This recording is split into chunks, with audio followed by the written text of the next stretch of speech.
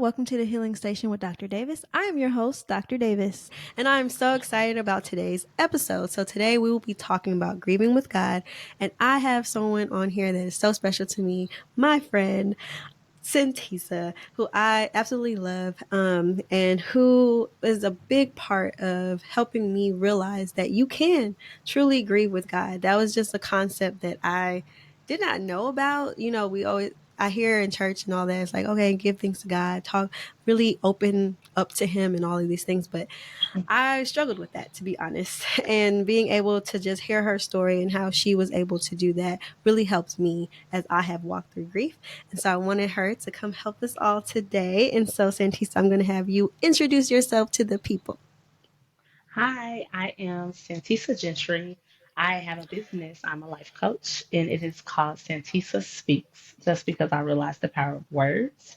And so my business is all about uprooting. I'm heavy on uprooting because I don't like to deal with the fruit. I rather get rid of the tree.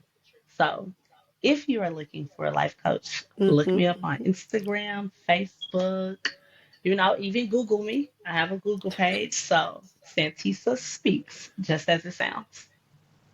I love it. I love it. And definitely hit her up, y'all, because if you are looking for a spirit led life coach, you found it. And so I'm excited about that. Yes. And I love that you started that. And so, yay.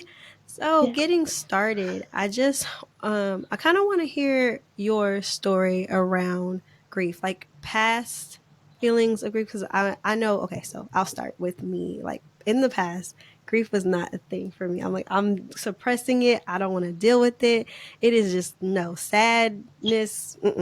Not for me. And I know that sounds weird because I am a psychologist, but it's just not like, yeah, I'll help somebody else walk through it, but I prefer not to have to feel that feeling. And of course, if you're not going to go there, then it is just keeps you stuck. It keeps you from healing fully. And so, what was your past experience with grief, or what helped you be comfortable with it? Just kind of starting there. Mm. What made me comfortable with grief is the fact that I want to live a surrendered life. Mm, And because I want to live a surrendered life, I recognize there's nothing I can do outside of Him.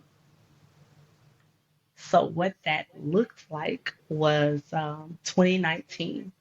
I was in seminary school. The week of us talking about walking through grief with families, that mm-hmm. weekend, my friend lost her daughter. And Wow. the Lord literally said, "You're going to walk through this with her." And I was just like, oh, okay. So that's why we study what we study is because you're Hmm. immediately throwing me out there for a test. And it was such a humbling, honoring journey because when I say we walked through grief, I mean, we took the anointed oil, the last of my anointed oil, and they bathed her and they washed her in it. And we said the Lord's Prayer as we released the body to the hospital. And like I went and helped with obituaries and shopped for a crown for her and finding her dress. Like when I say I walked through grief Hmm. with her, I felt honored that they would allow me to, because that's a person's weakest point in their life. But I was grateful the Lord graced me. So that was in July. Well, in August, my brother had a heart attack. I remember waking up to that phone call and I remember doing 90 all the way to the hospital and I prayed and I said, okay, Lord, what are we about to do? And I Hmm. remember getting there and the beloved nurse, I need to find her and apologize to her. But she Oh. said to me, because she said, he's not taking visitors right now. And I looked her in her eyes and I said, if my brother dies and I don't lay my eyes on him prior, you will not like me. The hospital Mm, will not take visitors. mm, And so at that point, I walked away from her. And because of the way that I trust God, I began to pray. I began to pray for access. I began to pray for access to areas that normal people don't get access to. I began to declare. And in fact, I was so bold and I said, Lord, use my faith. Let my faith be enough. I'm not even trying to touch into his faith. And so I remember that vividly because when I walked into this room, oh, so I got access. Just to be clear, yes. I got access. So I walked into his room And I remember his wife looking at me and she said, I have to go be with my children. Don't leave my husband until I get back. And I said, okay. And in that moment, the Lord showed me it was a changing of the guards. The position in which I was playing was one of I was there to support his wife. I was not there as his sister. And so lots of drama happened in between that day and the day that he did eventually pass. Hmm. There was a lot of family drama. And I remember, though, when we found out he was literally basically brain dead, I remember driving to the hospital that day and I said, Lord, I fasted, I prayed. Now I want to answer.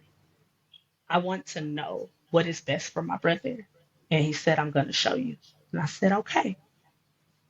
We got to the hospital. The doctors come in the room. They show us brain scans. I said, with all due respect, I don't know what you're showing me. What does a normal brain look like? My brother's brain looked nothing like a normal brain.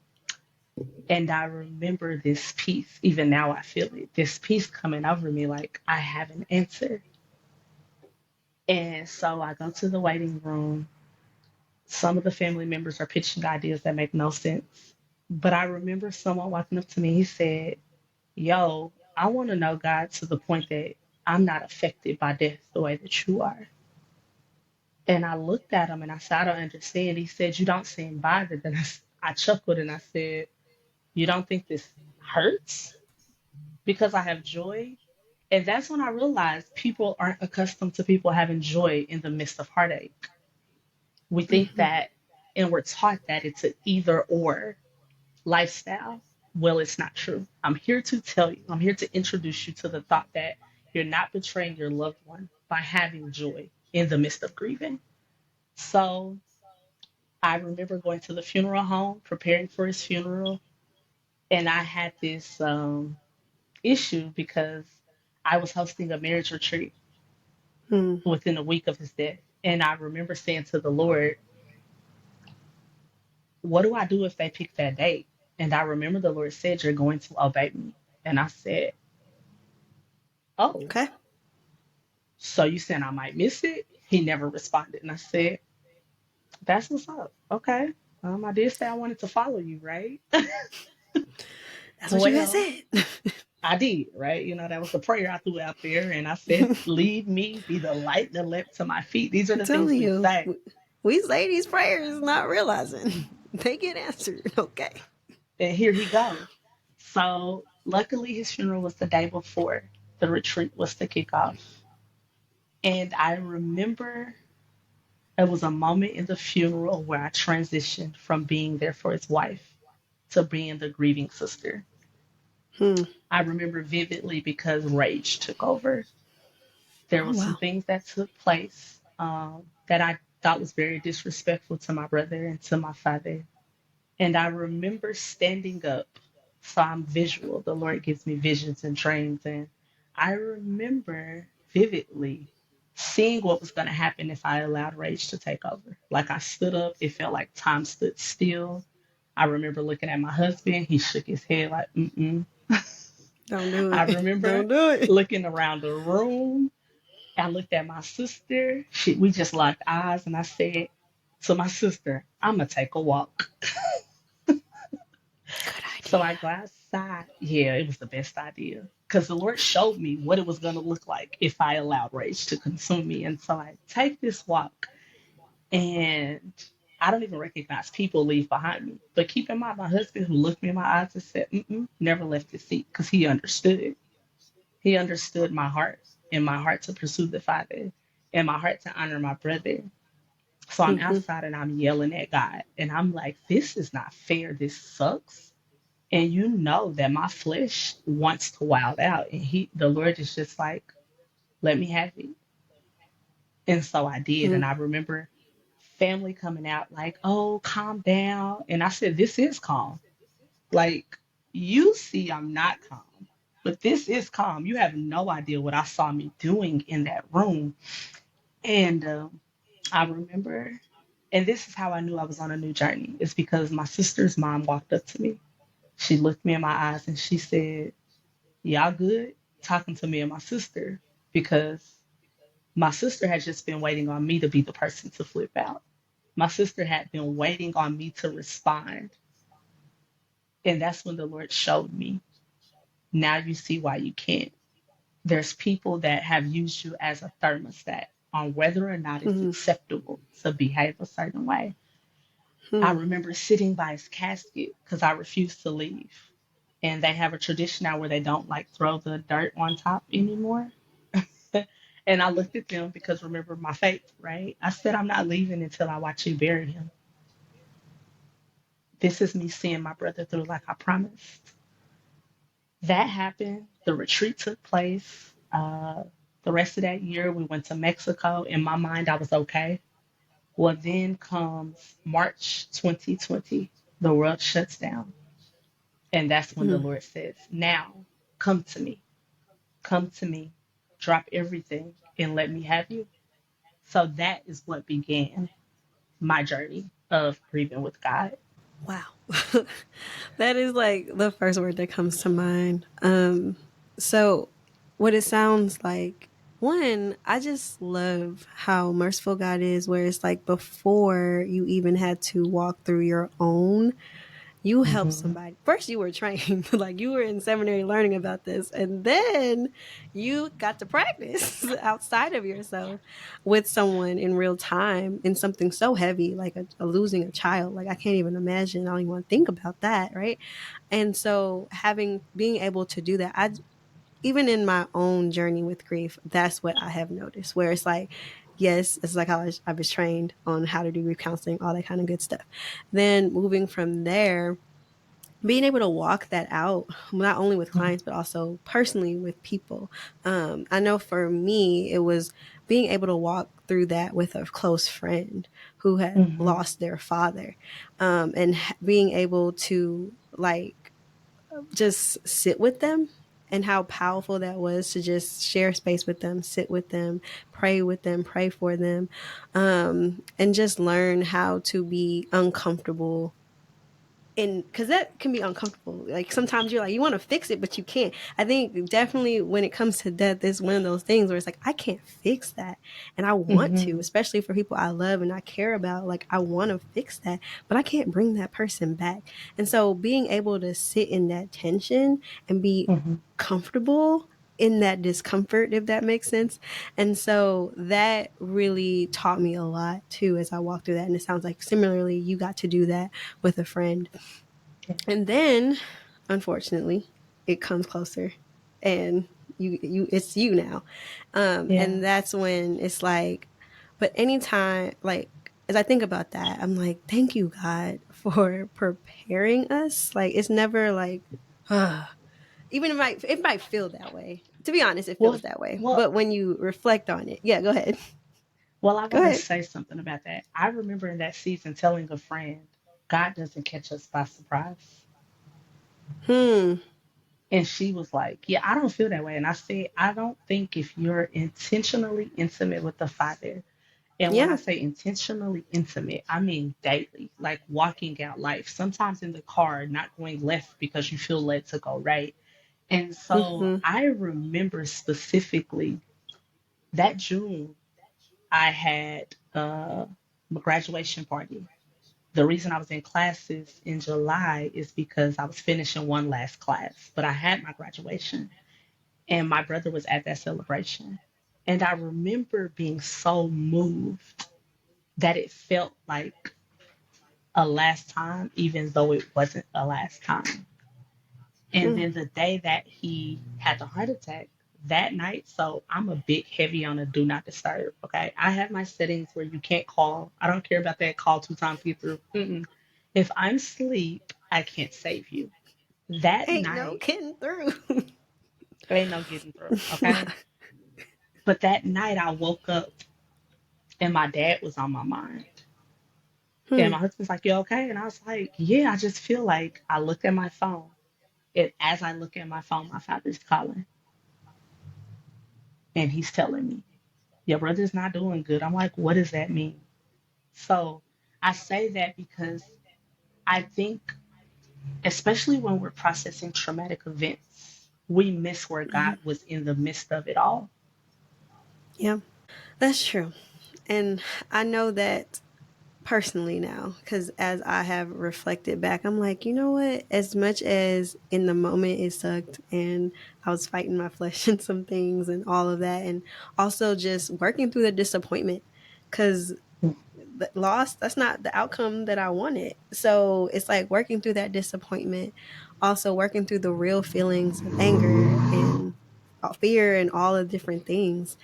It's just like, after getting through that, I can look back and say, you know what? You really did. You really did. You prepared me, and I Yeah, appreciate that. This could have went a whole different direction had I not been prepared in that way. And so hindsight really does help you see that. And so I definitely agree. It makes me think of the scripture that talks about how God tells his secrets to his friends. And so, being a friend of God, being able to walk come on. closely with Him, He is going to tell you. And I know we sing that song, like, I am a friend of God, but it's like, no, really become a friend of Him. And He really does. I have seen that. Like, He has reminded me of dreams and, like, I've had and all these things. He's like, yeah. I told you, you Yeah. might not have wanted to accept it. I know for me, I didn't want to accept it. I was like, I no, mean, most of because us I don't. want, Who does really in real life? Like I know, like, and this is someone who does chase after God. Let's be clear, but some stuff I'm like, that's dumb. Like my brother, for example, I'm like, I yeah. pray for healing. I've seen healing. I've touched people and they were healed. I don't understand. That was a question I had. And the Lord said, do you not know? Do you not remember? All his life he struggled with drugs and alcohol. You're hearing Mm, these stories of behind the scenes of what he was going through recently. My son is healed. He's safe with me mm, now. And that's when it was just like, oh, this isn't just mm. about what I want, but I asked you to heal him the way you saw fit, and you did that. And I think that's the hardest thing to wrestle through, the fact that healing doesn't always look like we deemed it to be. There is Yeah. healing that does happen earthside, but there is certain grievances that take place that the Lord sees fit otherwise, which makes me think of Stephen, right? In the middle of getting Mm. stoned, he called him up to himself. And so I like to give scripture for that thought. It's because oftentimes people think, oh, you're over spiritualizing it. I'm like, nah, I still wrestled. Mm-mm. I still went through anger. I still went through the rage. I sat in my room for months, months, like torn between homicidal thoughts and suicidal thoughts, not knowing what to do with the pain.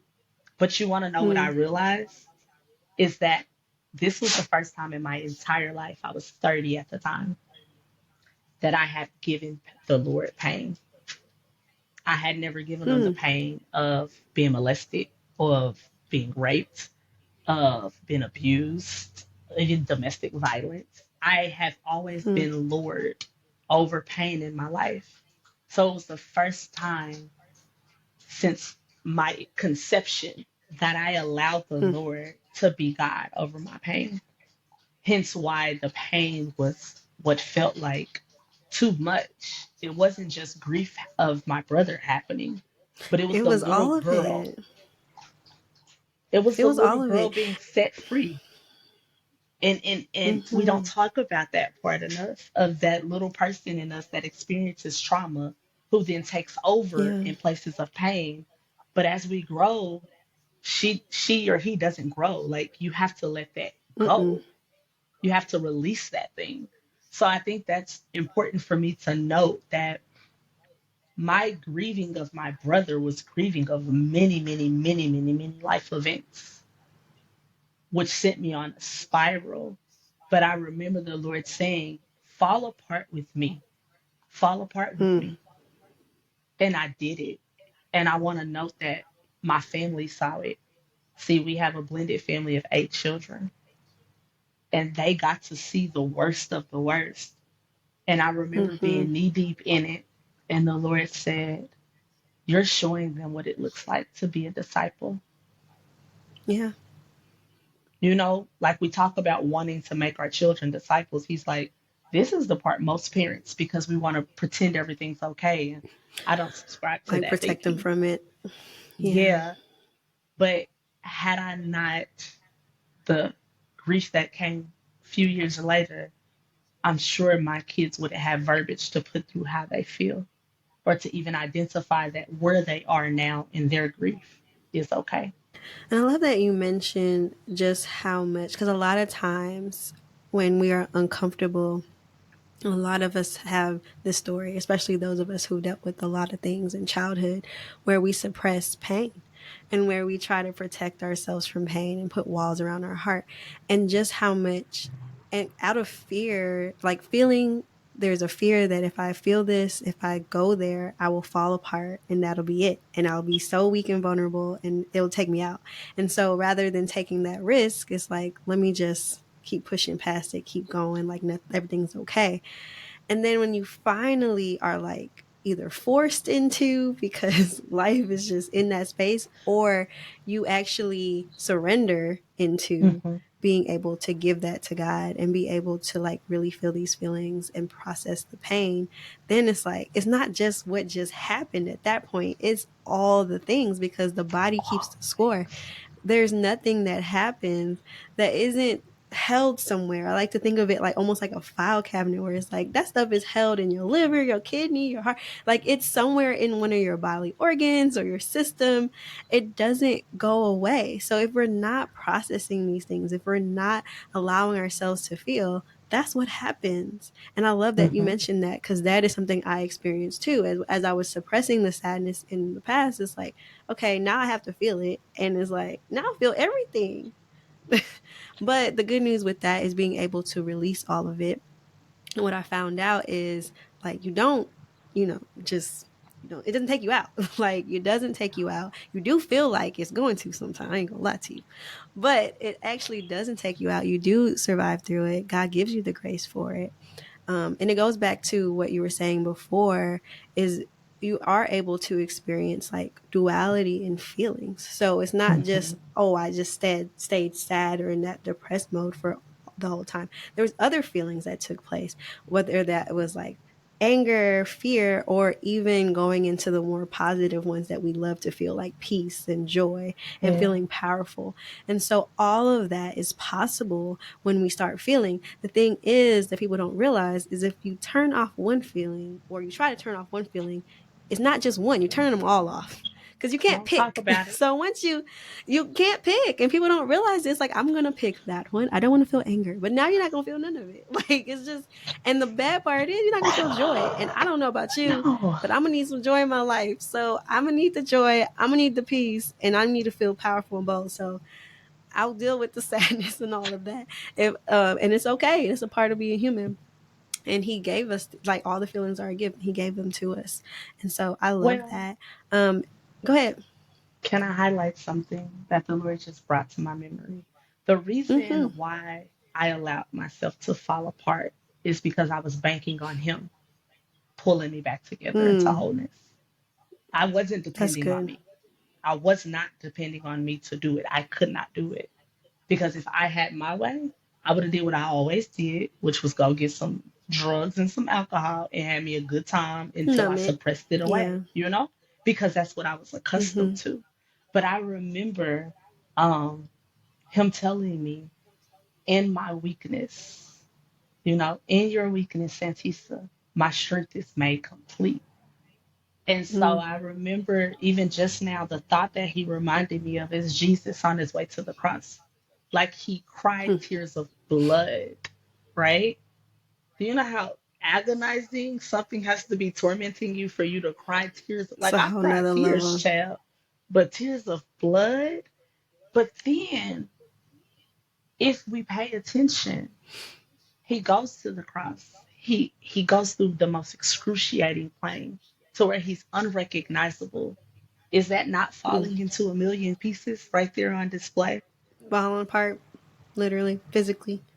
Yeah, Depending on God to bring it back whole, trusting that the promise of wholeness is there. And I think that's not talked about in grief enough, right? it's Because not. I remember when I say I felt my feelings, let's be clear. I even went to church one Sunday and somebody said, "How are you?" I said, looked them in the eyes and I said, "My brother died." And this, yeah, that look, that's the I look was they like, had. I already know because I know you, and I'm like, you gonna say something. I said, "So Don't that ask me feeling that. you just got, the feeling you just got, that's how I feel." And my husband said, "Yeah, let's just go find a seat." Yeah, I'm just saying let's that's move how I on. feel. We have this Being a little too habit of honest. Yeah, that's real. we That's we real have though. this It's real. habit. I mean, because we have a habit of asking people how they're doing, but we're not really ready And we to don't want deal the with their answer answer. And so in unless that it's season, good. Mm-mm. in that season, Yeah. that's why I quit asking people how are they, unless I was taking up space intentionally to hear and to Mm-hmm. receive however they are. That's real. Like I learned so much through grief about what it means to be a person that shows up for people, what it means to grieve with Mm-hmm. someone, you know, Mm-hmm. because you said something good about your friend's father, how you sat with the uncomfortable with her. I remember a friend from Facebook. I kid you not. We were only friends on Facebook, worked together, but we wasn't like close. And she Mm-hmm. called and she said, "Can I come visit you today?" And I said, "I'm not good company." She said, "Okay. So if you want to cry together, we can cry together. If you want to sit and Yeah. stare at the wall, we can sit and stare at the wall." And that's when I knew the Lord saw me because everyone Mm. I've deemed close to me weren't present, which was a whole nother grief for another day. But they weren't present. Yeah. And I was just like, "Lord, I show up for people all the time. Like, you have a baby, I'm there. Somebody die, I'm present." And I don't do it for quid pro quo, but do I not have anybody who sees me right now? You know? Yeah. So it's imperative that we understand when someone is grieving, the best thing you can do is just be present. They don't need your Yeah. words. Your prayers are good, but sometimes even those need to be silent. It's okay to just sit there so that they know that they're in this valley, not alone. And I think that is what didn't cause me to be homicidal or suicidal, is that I knew that someone was willing to sit in the ditch, the valley of death. Yes, I knew I had God, but the physical presence of someone. I was gonna say physical represent. Yeah, that's important.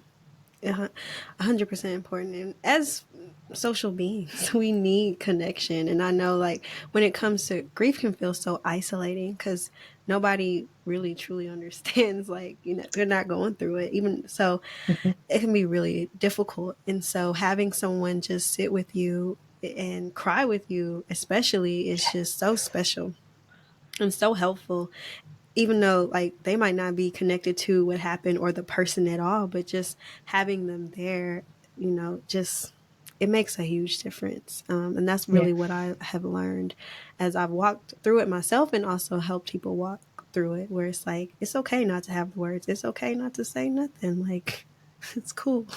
You don't have to fix it. So, yeah, I And love I that you think said that's that. key, though, that you don't have to fix it. We don't have to fix it. They don't have to fix it. Some things are okay being broken.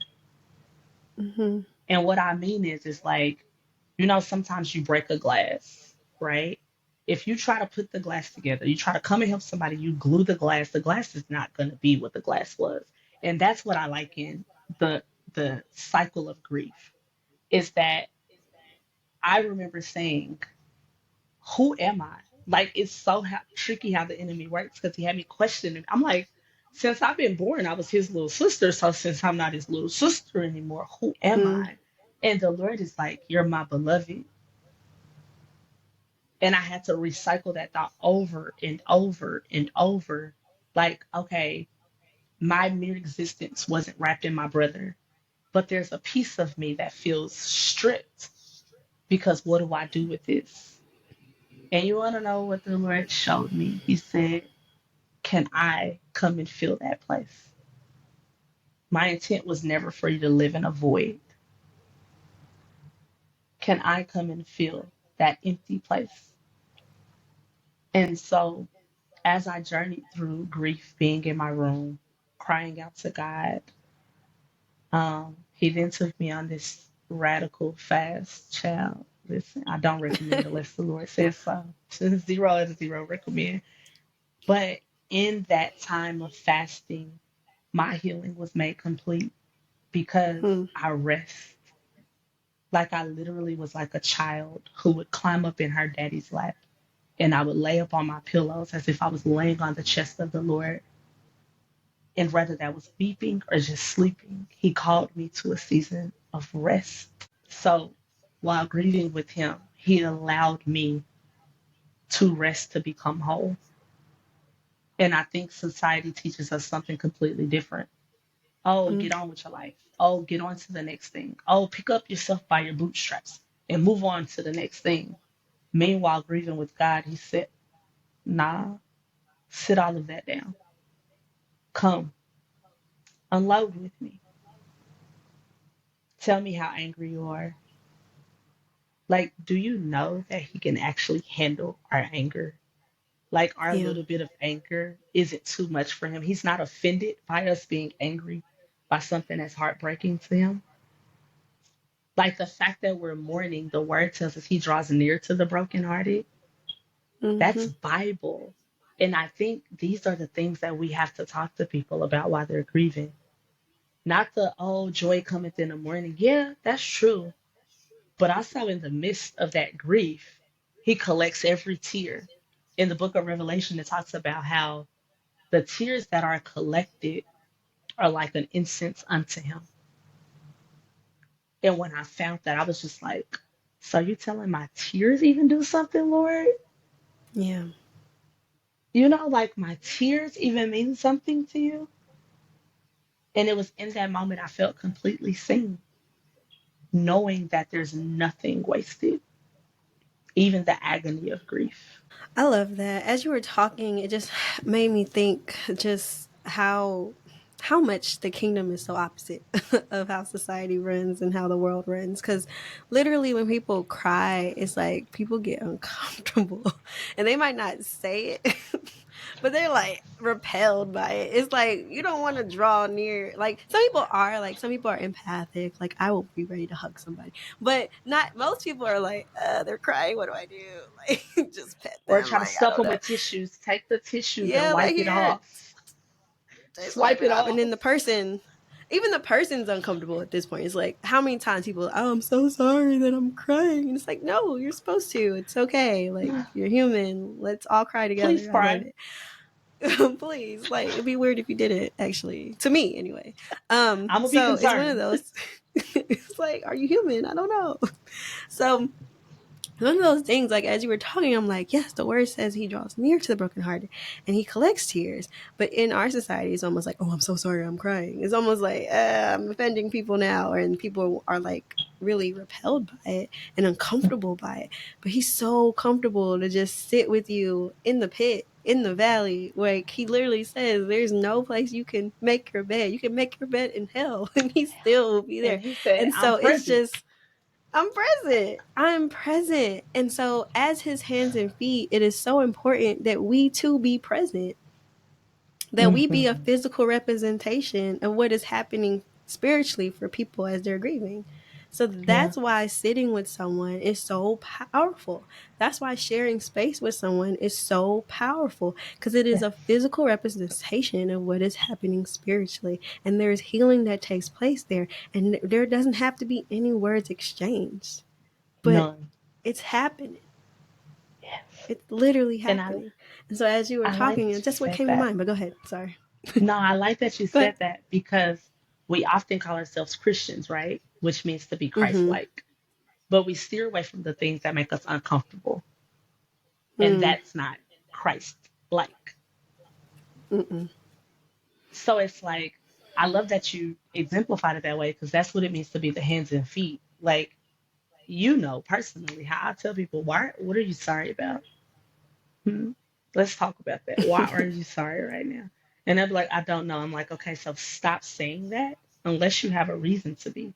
I empower people to quit feeling sorry for themselves, to quit hiding in shame because of experiencing an emotion or experiencing Yeah. an event, I feel like we've taught, and I believe it started in childhood where we like a kid does Hmm. something, say sorry. So then it's like, okay, so I'm supposed to say sorry for everything. And it's like, no, let's unlearn that behavior now. That's what I do as hands and feet, right? I empower people to please don't tell me sorry again.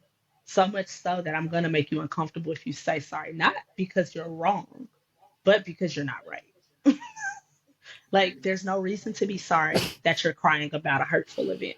There's no reason to be sorry that you're crying at all because, That you're taking si- space. It's okay.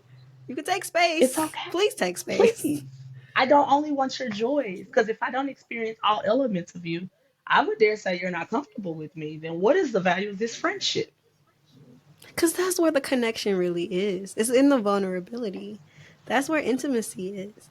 And so it makes me think like that's why it's so important to do these things with God. That's where the intimacy is. Like he already knows. So Yes. like being real and then also with people in your life that is so important if you want to have true connection, if you really want to be known by somebody and know them, you're going to have to get comfortable with all of their feelings. Like all of them, not just the ones that All are of it. fun, but the ones that are not so fun because they're necessary. So, Yeah. yeah. Because even a caveat to the friend that I walked through grief with, we hadn't even been friends for a full year. We met because our kids played basketball. That's how we met. Mm. Her daughter played basketball, my son played basketball. And it's so interesting that you said that because back to the preparation piece, how God prepares us. I did the classes at school that week. I remember going to the hospital and because I'm always paying attention to the natural but also spiritual things, I remember looking around like these are professional mourners. And what I mean is before the doctors even said what it was gonna be, they were mourning her and it made me so mad.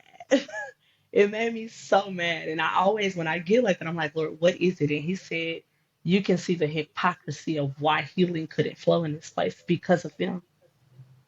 Mm. And so I remember that day, and I bring this up because I went home. The Lord told me, go home, feed your family.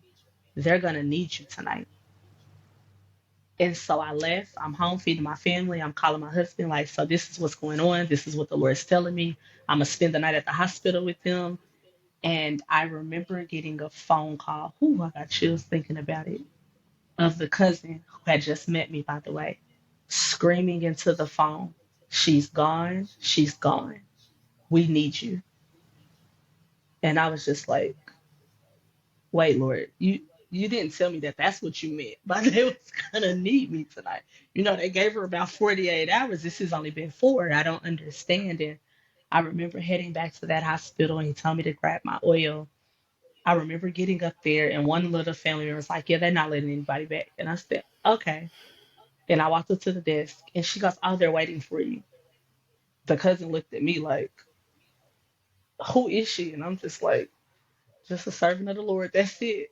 And I remember going to talk to her older daughter first. She was 16, I believe, at the time. And she's sitting in this room and people are telling her, don't cry, don't cry. And I'm like, why wouldn't she cry? Her sister just died. Like, why would it? Who wouldn't not cry? Right?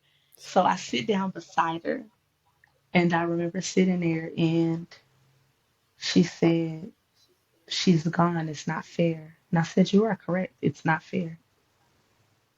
And she said, I'm so mad.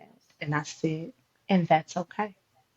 And she looked at me and I said, so I'm going to announce to the room, not another soul tell her she should not cry. You do not have the right to tell her that. And that's when she finally let the tears roll because she had permission. Yeah. But I love how you talked about the intimacy. It's because unfortunately, the death of their daughter is what solidified that friendship for life. Like, no matter how much time we go together, I could call her right now, like, can I drive your car to St. Louis? And she'll be like, your girl, come get the keys, but you're going to need some gas. Or I need to get, like, it solidified us because as mothers, we both felt the pain. I don't know her pain of losing a living child, but I do know the pain of a mother and the thought of what it would be to lose a child. It's those connections in which the Lord calls us higher to grow in. And that's what it means to grieve with God, is no longer looking at the limitation of, oh, I'm just so and so, so I can't do this. Oh, I'm just so and so, so I can't do that. He prepares us for the assignments he gives us.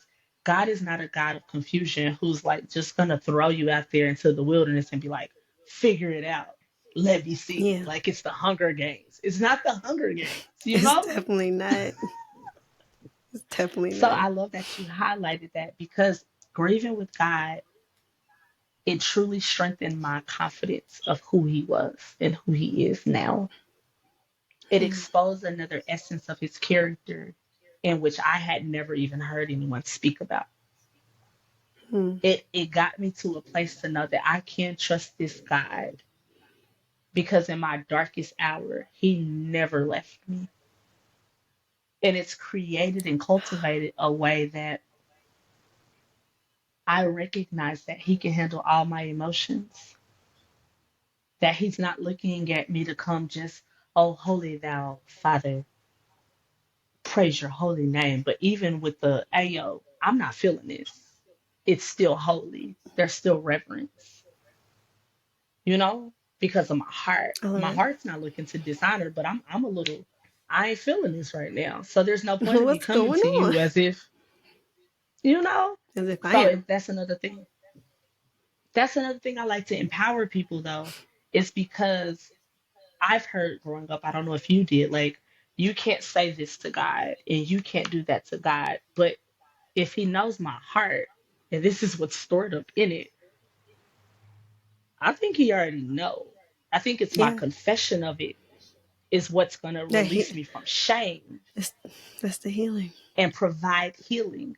The biggest trick of the enemy is keeping us in shame. Because if he can keep Yeah. us in shame, he keeps us in separation. That's what happened in the garden. They went and covered Hmm. themselves instead of turning to him to say, hey, we did what you told us not to do. You know, we messed up. But instead, they How can we covered in fix this? Yeah. shame, you Yeah. know? They tried to fix it themselves and they didn't invite him in. And that's the biggest thing. It's just like he just wants to heal, help, and be a part of That's it. it. And that's where it comes from. Like that's where the healing is. And I Hmm. love when you, as you were talking, it just made me think of, it was important to point out like the trust piece, where it's like that's where you were able to fall. Going back to what you said, you were like you were able to fall apart because you trusted that he will put you back together, and that Yeah. right there, those words right there, um, and that's powerful just by itself, and it's just a good reminder of what who God is and Yes. what he can do, what he can Yeah. do. The And fullness of him. so I love that. And it just makes me think, because like you were saying, you really got to learn like another, because God is so infinite. So it's like there's so much. We'll spend our whole lives getting to know him, but you were able to just learn another aspect and go deeper into who he is. And Mhm. that is what, and I know we don't like this as human beings, but the hard times is what helps us really see God. And I know we don't like it. I know we rather it be somehow, some way else, but it's true because we have to be weak to see his Yeah. strength. We have to be at the end of ourselves to see the glory. So it's Yeah. required to go down to the valley to get to the mountain. Well, And so I as dare you were say that talking, yeah, we wouldn't even recognize though what that's his true. glory revealed is if we don't allow room for him to be Lord over all. That's That's how true. ways I was able to identify the trust piece is because I gave room to grow and learn in the trust piece. So I'm sorry to cut you off, but No, that's true. that was yeah. It's like it's an That needed to element be that we pointed out. miss. Yeah, because we're looking like for the joy and the high moments, right? But I've been to a church service and I've seen a woman worship. Meanwhile, her child's in the NICU fighting for their life. Hmm. And I wondered, how could she?